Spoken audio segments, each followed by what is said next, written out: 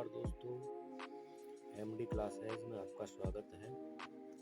मैं मुरद्दो सिंह आज आपके लिए लेकर आया हूँ रीड सेकंड लेवल एसएसटी के कुछ महत्वपूर्ण प्रश्न। तो दोस्तों, इससे पहले हमने 27 प्रश्न आपके लिए डाले थे पहले वीडियो में। अब हम इस वीडियो में उससे आगे 28वां प्रश्न नंबर ले रहे हैं। अगर आपको प्रश्न अच्छे लगें तो हमारे वीडियो को लाइक जरूर करें, शेयर करें और हमारे यूट्यूब चैनल एमडी क्लासेस को सब्सक्राइब करके ऑल नोटिफिकेशन के आइकन को दबाना ना भूलें। चलो शुरुआत करते हैं, लेट्स गो।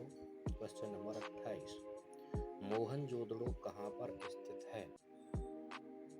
दोस्तों, मोहनजोदड़ो पाकिस्तान के सिंध प्रांत के लरकाना जिले में सिंधु नदी के दाहिने किनारे पर स्थित है।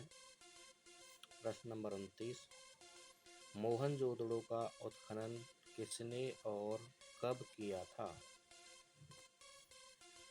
तो दोस्तों, राखलदास बनर्जी ने सन 1922 ईस्वी में उत्खनन कार्य प्रारंभ किया था। प्रश्न नंबर 30, सिंधु घाटी सभ्यता का सबसे सुंदर नगर कौन सा है? आंसर होगा मोहनजोदड़ो। प्रश्न नंबर 31, क्षेत्रफल की दृष्टि से सिंधु घाटी सभ्यता का सबसे बड़ा नगर कौन सा है? मोहनजोदड़ो। प्रश्न नंबर 32, मोहनजोदड़ो का शाब्दिक अर्थ क्या होता है? मोहनजोदड़ो का शाब्दिक अर्थ मृतकों का टीला या प्रेतों का टीला होता है। प्रश्न नंबर 33, मोहनजोदड़ो किस भाषा का शब्द है? सिंधी भाषा का। सिंधु का नखलिस्तान या सिंधु का बाग किसे कहते हैं? मोहनजोदड़ो को। हड़प्पा और मोहनजोदड़ो नगरों के मध्य की दूरी कितनी है? 482 किलोमीटर है दोस्तों। प्रश्न नंबर 36, सिंधु सभ्यता की जुड़वां राजधानियां किसे कहते हैं और किसने कहा है?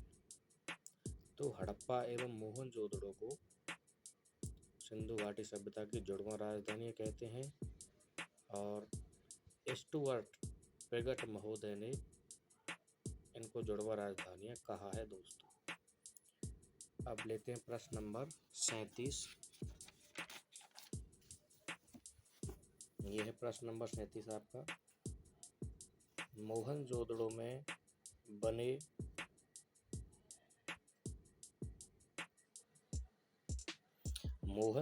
में बने खास तालाब को क्या कहते हैं? महान स्नानागार।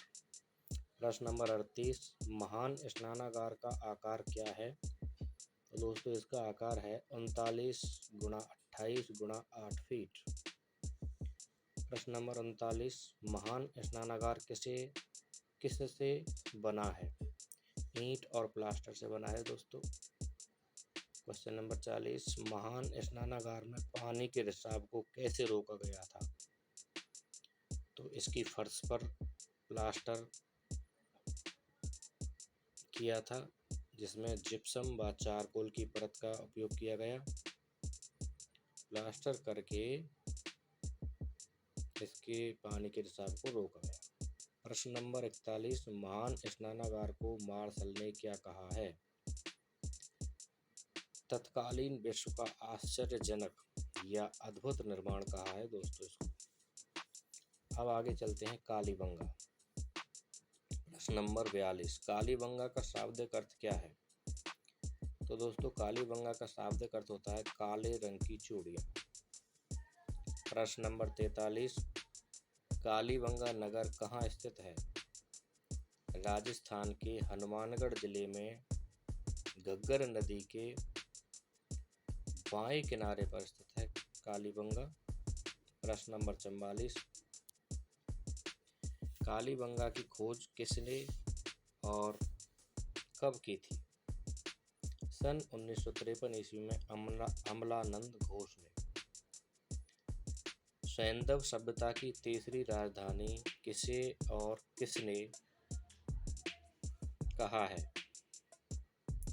डॉक्टर दशरथ शर्मा ने कालीबंगा को कहा है।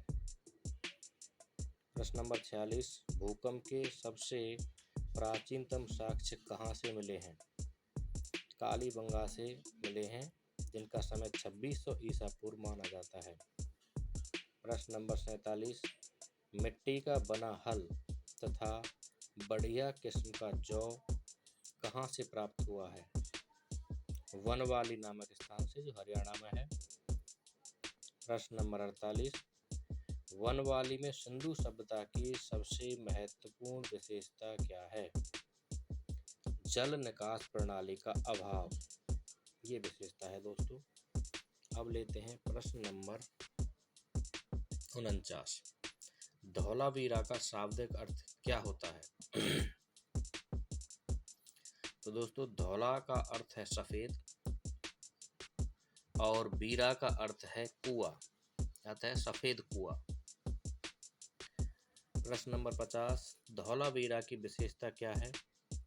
धौलावीरा एकमात्र ऐसा नगर है जो नदी किनारे नहीं है। प्रश्न नंबर 51, प्रश्न नंबर 51 है, धौलावीरा सभ्यता कहाँ विकसित हुई? तो दोस्तों, यह सभ्यता मानसर एवं मानहर नदियों के बीच विकसित हुई थी। प्रश्न नंबर 52, भारत में स्थित सबसे बड़ा, सबसे सुंदर और सबसे सुनियोजित सैंधव नगर कौन सा है? तो दोस्तों, आंसर होगा धौलावीरा। प्रश्न नंबर 53, धौलावीरा नगर को कितने भागों में बांटा गया है?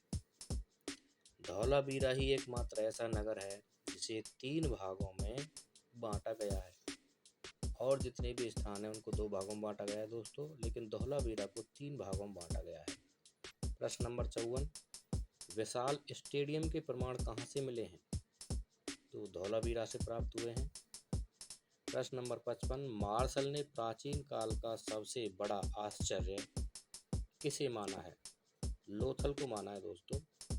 प्रश्न नंबर 56, मुर्दों का जीवित शहर या मुर्दों का टीला किसे कहा है?